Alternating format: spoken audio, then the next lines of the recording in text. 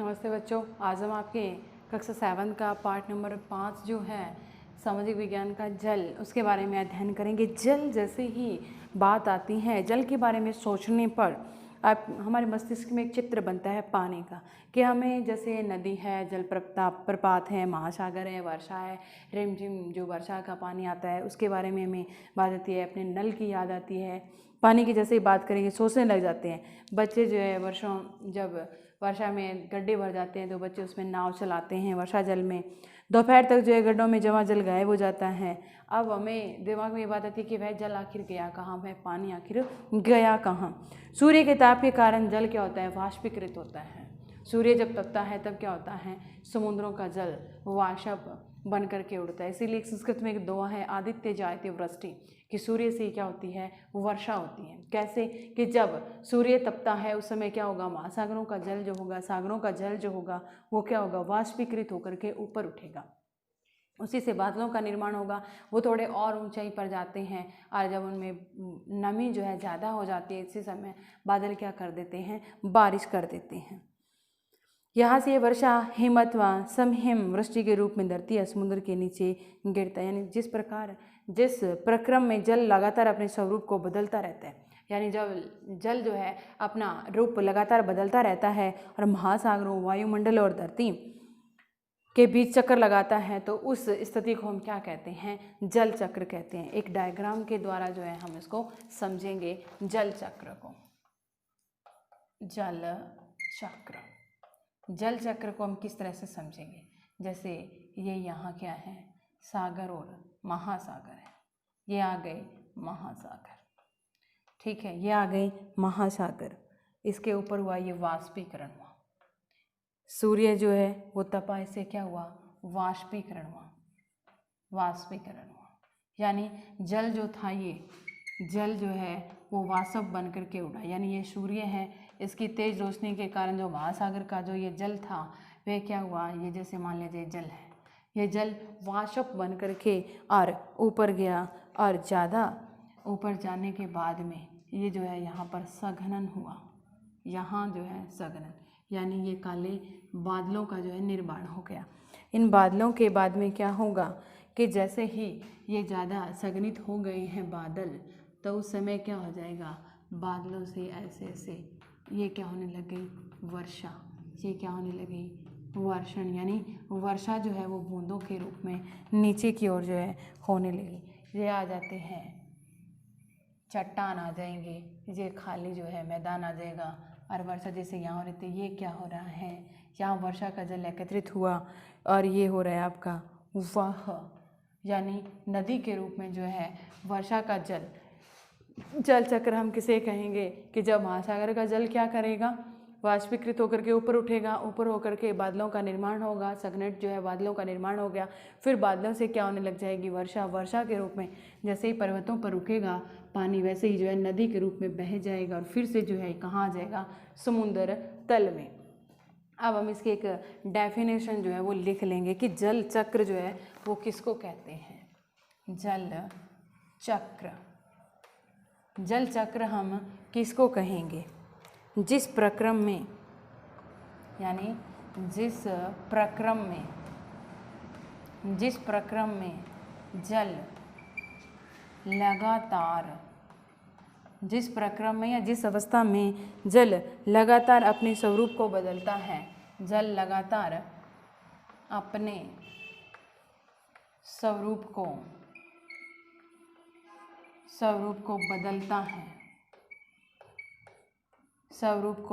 बदलता है, जल क्या करता है, लगातार प्रक्रम में क्या करेगा, अपने स्वरूप को बदलता रहता है और महासागरों बदलता रहता है, और महासागरों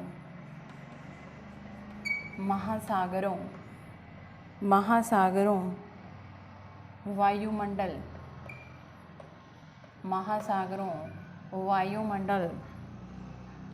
एवं धरती के बीच चक्कर लगाता है, धरती के बीच चक्कर लगाता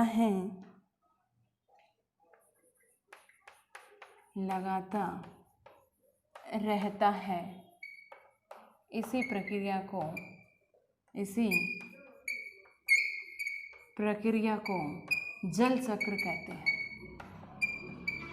जल चक्र कहते हैं। जल चक्र हम किसको कहते हैं कि जब जल क्या होता है, महासागरों में जल है, सूर्य तपेगा तो यह जल क्या करेगा, वाष्पीकृत होकर के ऊपर उठेगा, ऊपर होकर के किसका निर्माण करेगा, सघनन, यानी सघनन का मतलब किसे लेंगे हम, बादलों का निर्माण करेगा। और बादलों में जल जब भारी ज़्यादा हो जाएगा तब क्या होगा, वर्षण के रूप में जल जो है फिर से नीचे आएगा और फिर से यह बहता हुआ कहाँ आ जाएगा, महासागरों में। महासागरों से फिर से यह वाष्पीकृत होकर के ऊपर उठेगा, फिर बादल बनेंगे और फिर बादल से वर्षा, और वर्षा का जल फिर से किस में आ जाएगा, महासागरों में। तो जल चक्र किसे कहेंगे, जिस प्रक्रिया में जल क्या होता है, लगातार अपना स्वरूप जो बदलता रहता है। यानी यहाँ पानी था, यहाँ क्या हो गया, वाष्प बन गया, यहाँ बादल बन गए, यहाँ वर्षा हो गई, और फिर नदियों के माध्यम से जल क्या आ गया, वापस महासागर में आ गया। तो वायुमंडल में महासागरों और वायुमंडल के बीच में जो चक्कर लगाता है, यानी हमारी पृथ्वी है, इसी मंडल में क्या करता है, पानी चक्र लगाता है। तो इसी चक्र लगाने की प्रक्रिया को क्या कहते हैं, जल चक्र जो है वो कहा जाता है। फिर आगे हम बात करेंगे एलवण जल के। जल भी कितने प्रकार का होता है, जल भी दो प्रकार का होता है। जैसे सपोज करें पानी जो है, जो अभी हम अमेज़न जो नदी है, हो सकता है उसका पानी हम भारत में यूज़ कर रहे हो, कहीं ना कहीं अमेज़न नदी पहले यहाँ बह रही हो या अमेज़न का पानी यहाँ हो। जैसे हरियाणा के किसी खेत में अमेज़न नदी का पानी जो है आ रहा हो, अमेज़न नदी से नहीं आ रहा, लेकिन वहाँ से वाष्पीकृत होकर के जो बादल बने थे या वो जल जो था वो बहता हुआ पहले यहाँ होगा। यानी जल जो है भूमि से भी जो है जल को निकालते हैं, जैसे ट्यूबवेल खोद करके भूमि से जल को निकाला जाता है।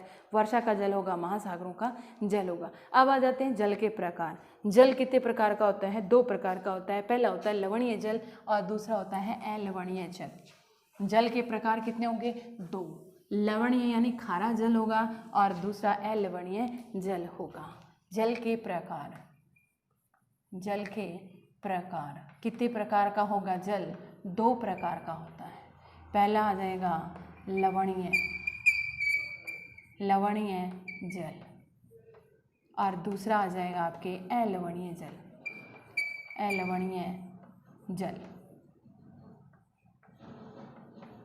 लवणीय जल कौन सा होगा, जो जल क्या होगा, खारा होगा, सागरों, महासागरों।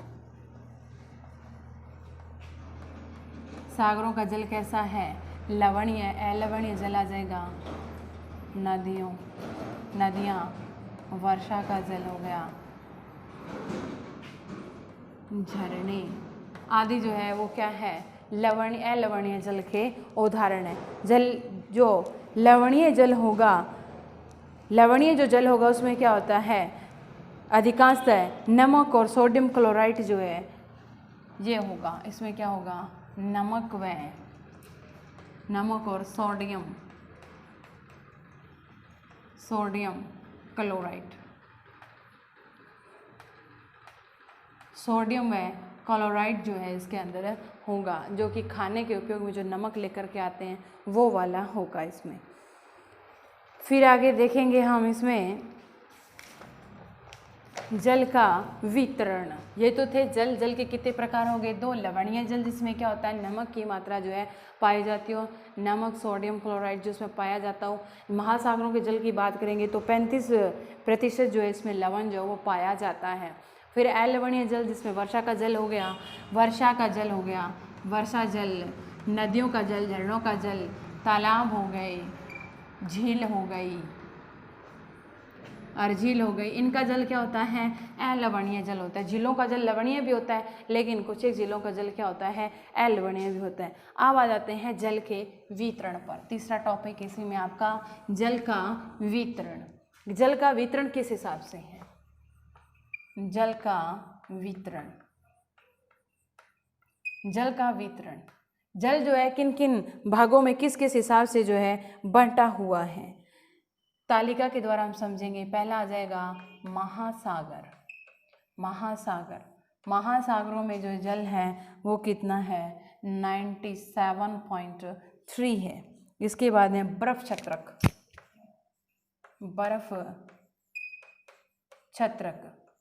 छत्रक में कितना जल आ जाएगा, बर्फ छत्रक में आपका जल जो है वो आ जाएगा 0.2। फिर है भूमिगत जल,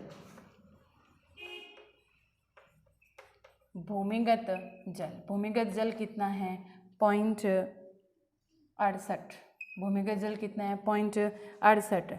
झीलों में, झीलों का अलवणीय जल, अलवणीय जल कितना होगा, झीलों में अलवणीय जल 0.009।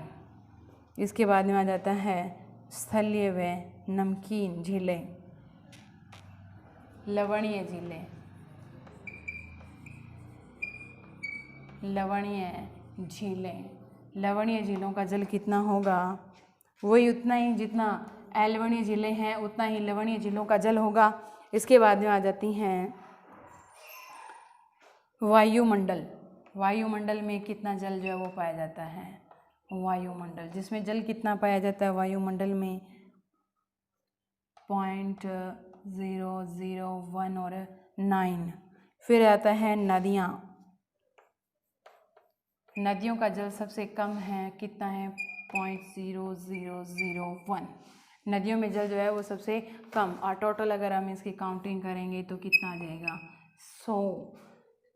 100 जो है वो आ जाएगा कि 100% जो है जल, 100% अगर हम जल माने तो इसमें 97.3 महासागरों में और बर्फ छत्र के रूप में 0.2 आ जाएगा, 2% भूमिगत जल आ जाएगा, पॉइंट जो है 68 झीलों का लवणीय जल, अलवणीय जल आएगा 0.009, इतना ही आ जाएगा लवणीय जल। फिर आ जाएगा वायुमंडल। तो वायुमंडल की जब हम बात करते हैं, वायुमंडल में जो आर्द्रता होती हैं उसमें जल कितना होगा 0.0019, और नदियों में जल जो होगा वो 001 होगा। इस तरह से 100% अगर हम जल माने तो सर्वाधिक जल कहाँ पाया जाता है, महासागरों में, उसके बाद में बर्फ़ के रूप में पाया जाता है, फिर भूमिगत जल है, इसके बाद में सारे हिसाब से जो है जल का वितरण है। फिर आगे हम बात करेंगे जीवन के लिए अत्यधिक आवश्यक है, जल हमारे जीवन के लिए क्या है, अत्यधिक आवश्यक है, इसलिए क्या कहा जाता है, जल ही, इसके लिए कहा जाता है जल ही जीवन है, जीवन है, जल है तो, जल है तो कल है, जल क्या है, हमारे जीवन का आधार है, जल ही जीवन है, जल है तो क्या है, कल है, अगर जल नहीं है तो कल भी क्या नहीं रहेगा। क्यों, वनस्पति है, अलग जो पशु है, पक्षी हैं, पेड़ पौधे, उनको जल अगर नहीं मिलेगा तो वो अधिक समय तक जीवित नहीं रह पाएंगे। प्यासे होने पर केवल जल ही हमारी प्यास जो बुझा सकता है। अगर हमें प्यास लगी हुई है तो प्यासे होने पर कौन अपनी प्यास बुझाएगा, जल हमारी प्यास बुझाएगा। और ऐसे अगर हम लापरवाही से जल का उपयोग करते जाएंगे तो एक दिन ये जो बहुमूल्य उपयोगी जो संसाधन है वो हमेशा के लिए क्या हो जाएगा, ख़त्म हो जाएगा, या फिर जो है पीने योग्य नहीं बचेगा। अब हम देखेंगे महासागरीय परिसंचरण, महासागरीय, महासागरीय, महासागरीय परिसंचरण, महासागरीय परिसंचरण। इससे पहले हम बात करेंगे जल दिवस की।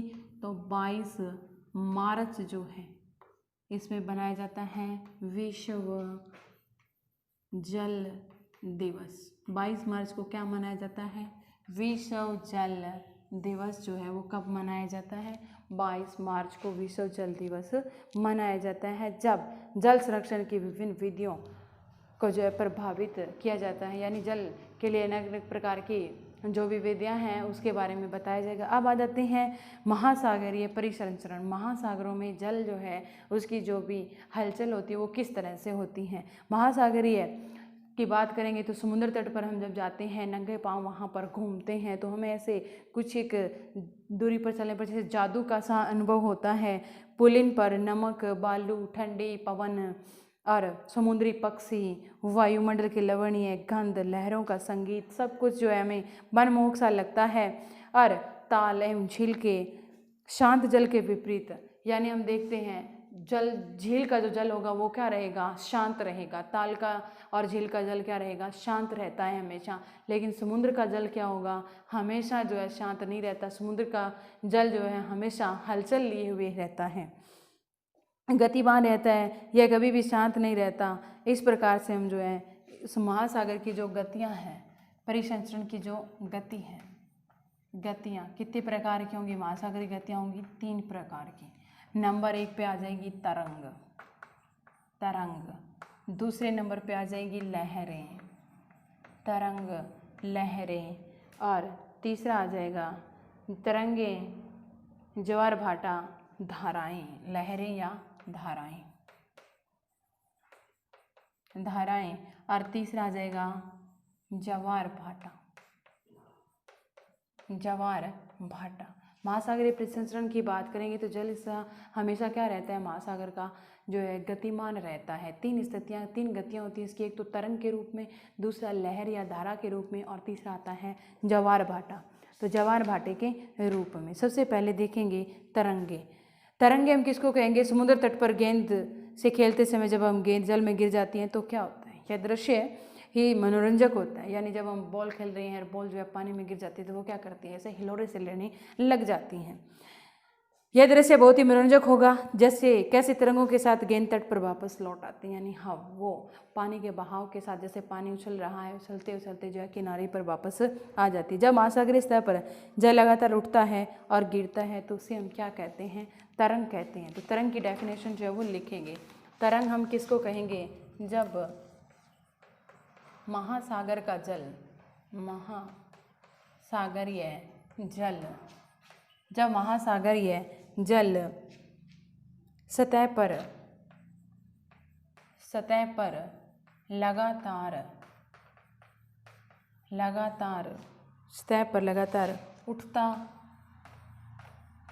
उठता व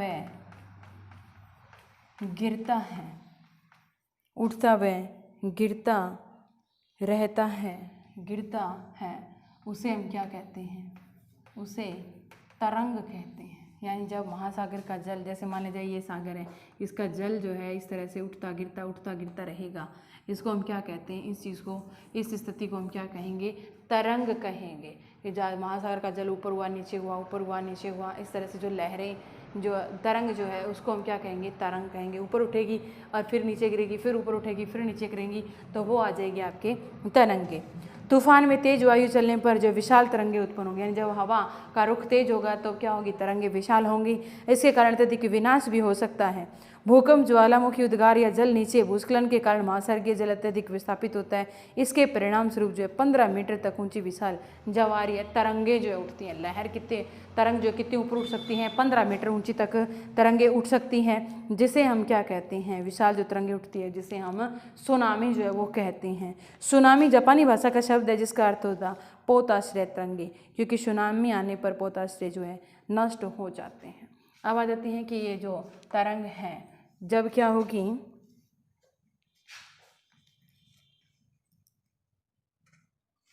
जब तरंगे 15 मीटर, जब तरंग 15 मीटर ऊंची उठती है, जब तरंग 15 मीटर ऊंची उठती हैं और विशाल, ये क्या होंगी, ऊंची उठती हैं विशाल ज्वारीय तरंगे।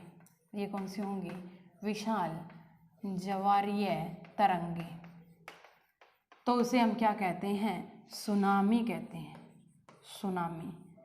ठीक है, सुनामी कहते हैं। अब आ जाती है बात कि सुनामी जो है, सुनामी शब्द जो है वो कौन सा है, जापानी शब्द है, जापानी शब्द है। ये क्या है, जापानी शब्द है।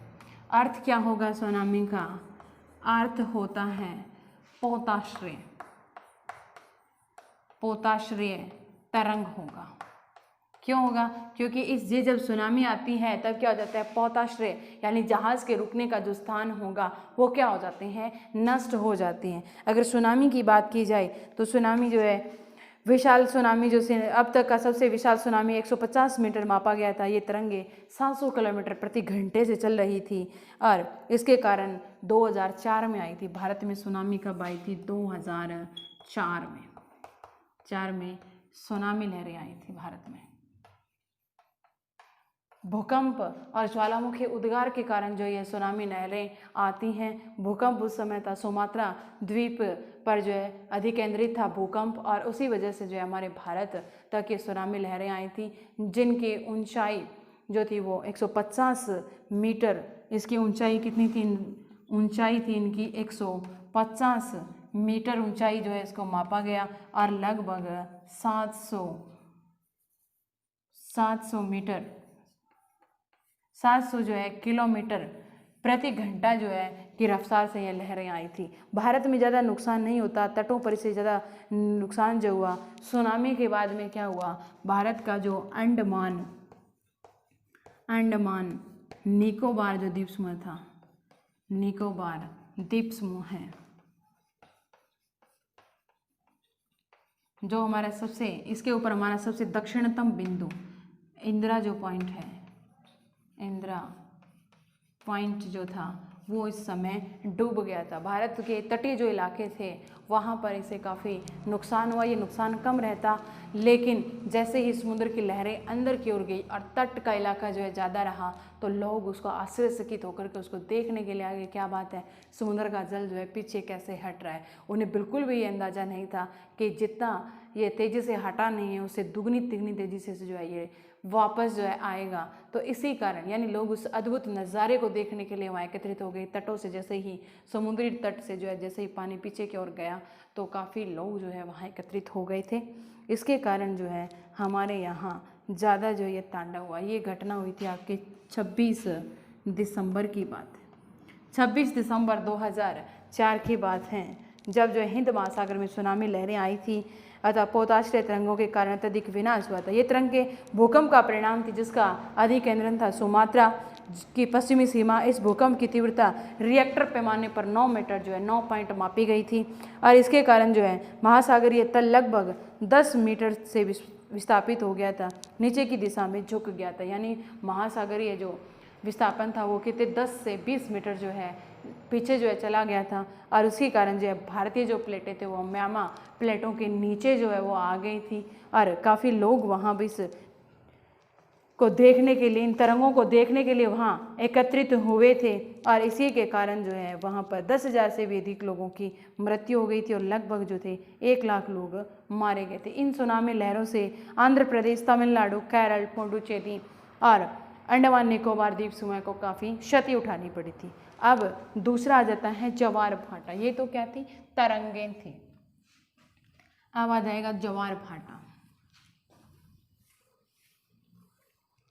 अब सेकंड नंबर पे आ जाता है ज्वार भाटा। ज्वार भाटे का हम अध्ययन करेंगे। ज्वार भाटा, सबसे पहले बात ये आ जाती है कि ज्वार भाटा हम कहते हैं किसे। ज्वार भाटा महासागरीय नियम के अनुसार दिन में 2 बार आता है और जल का उठना और गिरना, यानी जल ऊपर उठता है और जल जब गिरता है तो उसको क्या कहते हैं, ज्वार भाटा कहते हैं। पानी का ऊपर उठना और फिर नीचे की ओर गिरना।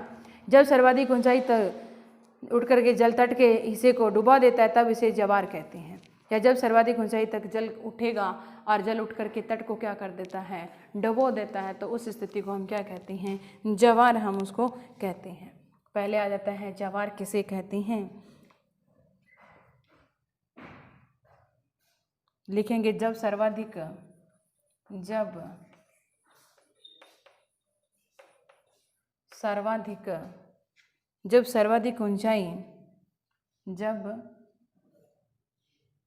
जब जल सर्वाधिक ऊंचाई पर उठकर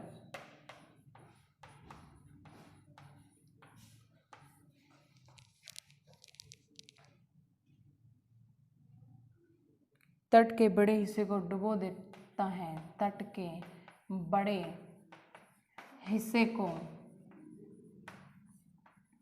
डुबो देता है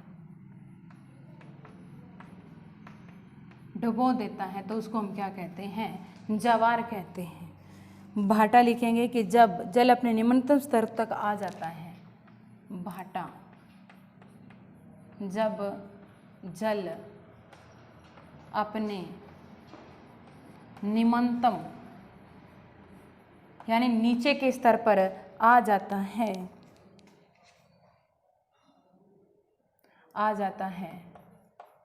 तथा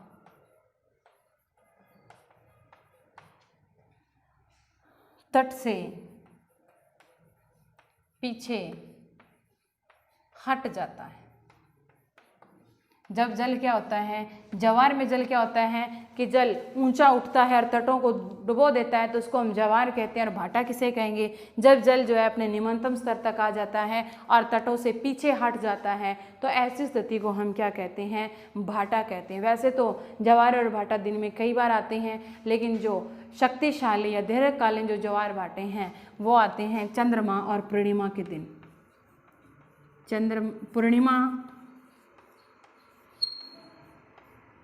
पूर्णिमा व अमावस्या के दिन सबसे शक्तिशाली ज्वार भाटा किस किस दिन आता है, पूर्णिमा और अमावस्या के दिन आते हैं, क्योंकि इस समय क्या होता है, चंद्रमा, पृथ्वी और सूर्य तीनों क्या आते हैं, एक स्थिति में होते हैं और उस स्थिति के कारण जो है शक्तिशाली ज्वार भाटे उत्पन्न होते हैं।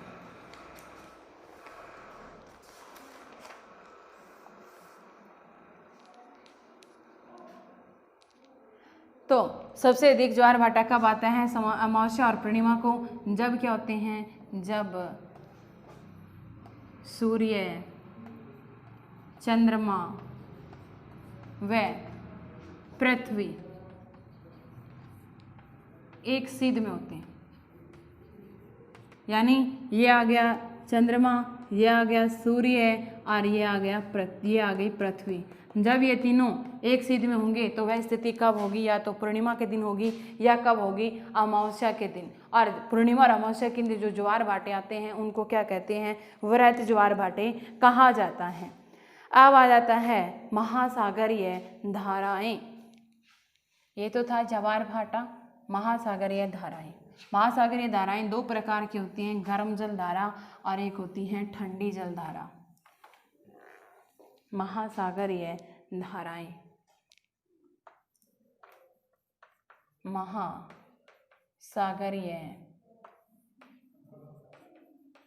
धाराएं, महासागरीय धाराएं हम किसको कहेंगे, महासागरीय धाराएं निश्चित दिशा में महासागरीय सतह पर नियमित रूप से बहने वाली जल की धारा होती हैं। डेफिनेशन लिख लेंगे, महासागरीय धाराओं का निश्चित दिशा में, निश्चित दिशा में महासागरीय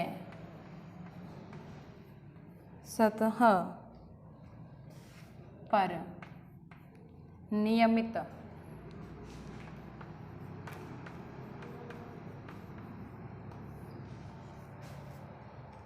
नियमित रूप से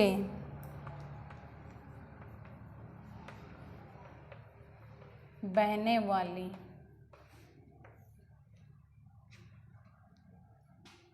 जल की धाराएं हैं, जल की धाराएं, महासागरीय धाराएं।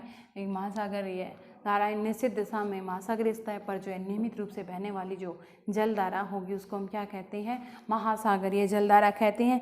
महासागरीय जल धाराएं कितने प्रकार की होती हैं, प्रकार कितने होंगे इनके, दो प्रकार कितने होते हैं, दो। पहला जाएगा ठंडी जलधारा, ठंडी जलधारा। दूसरा आ जाएगा गरम जल धारा। ठंडी जल धारा कौन सी है और गरम जल धारा कौन सी है, इसमें हम देखेंगे कि जो गरम जल धारा जो है सामान्यतः भूमध्य रेखा के निकट उत्पन्न होती हैं एवं ध्रुवों की ओर प्रभावित होती हैं। ठंडी धाराएं ध्रुवों से जो है किसकी ओर चली जाएगी, गरम जो जल धाराएं हैं। सबसे पहले देखेंगे गरम जो जल धाराएं हैं, ठंडी जो जल धारा है वो किसकी ओर बहेगी, ध्रुवों या उच्चों से उष्णकटिबंधीय। ठंडी जल धारा है ध्रुवों से जो है ठंडी जल धारा ध्रुवों से उष्णकटिबंधीय, उष्णकटिबंध की ओर जो है बहने वाली धाराएं होंगी, उष्णकटिबंध की ओर बहने वाली धारा। गर्म जल धारा जो होगी वो कहाँ से बहेगी, भूमध्य रेखा के निकट से, भूमध्य रेखा के निकट से जो है बहती है ध्रुवों की ओर। जो ध्रुवों की ओर जाएगी वो तो कौन सी होगी, ठंडी गर्म जल धारा होगी, और ध्रुवों से जो हमारी ओर आती है उष्णकटिबंधीय प्रदेशों की जो ओर धारा आती है वो कौन सी हो जाएगी? ठंडी जल धारा हो जाएगी। ठंडी जल धारा में है लैब्राडोर, ठंडी जो जल धारा है वो है लैब्राडोर, लैब्राडोर। और गर्म जल धारा है गल्फ स्ट्रीम, गल्फ स्ट्रीम। ठंडी जो धारा है लैब्राडोर है और गर्म जो जल धारा है वो है गल्फ स्ट्रीम। अब देख लेंगे हम इसके कुछ एक प्रश्न जो है वो देख लेंगे।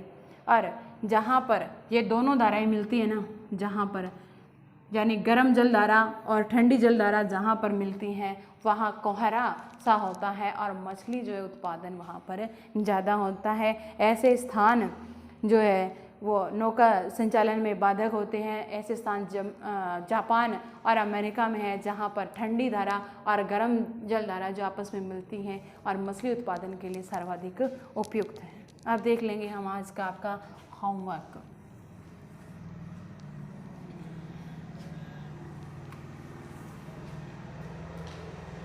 गृह कार्य,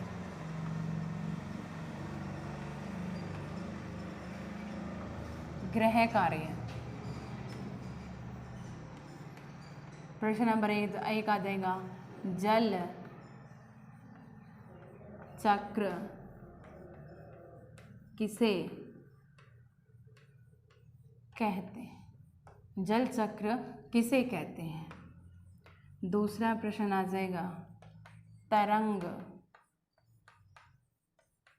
किसे कहते हैं? तरंग किसे कहते हैं? सुनामी किसे कहते हैं? प्रश्न नंबर 3 आ जाएगा, सुनामी किसे कहते हैं?